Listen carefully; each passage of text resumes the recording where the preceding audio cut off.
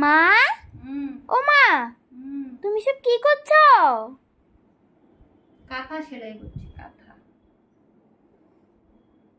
আর তাও দেখ মেশিনের সুতা দিয়ে, সুতা নেই কি করব, আর কাঁথাটাও একদম বাজে অবস্থা হয়ে গেছে। এখন দেখ কাঁথা সেলাই করছি অনেক বোধহয় বছর পর। অ্যাকচুয়ালি আগে ছোটবেলায় বা একটু বড় হওয়ার পর আমার মায়ের সাথে বসে বসে এমন সেলাই করতাম। পারবি তুই? না। এমন আমরাও পারতাম না, বুঝেছিস? কিন্তু আমরা কি বলতো, আমি, তোমার মাসি, তোমার দিদনের সাথে বসে বসে সেলাই করতাম আর এভাবেই শিখে গেছি, বুঝেছো? তো এখন দেখো নিয়ে বসেছি এটা। এক আমার কাঁথার কি হয়েছে বলতো, প্রত্যেকটা কাঁথার এক পার্ট ঠিক আছে আর এক পার্ট মানে খারাপ হয়ে গেছে, তো সেজন্য আজকে একটা নিয়ে বসেছি। দেখা যাক কতটুকু করতে পারি।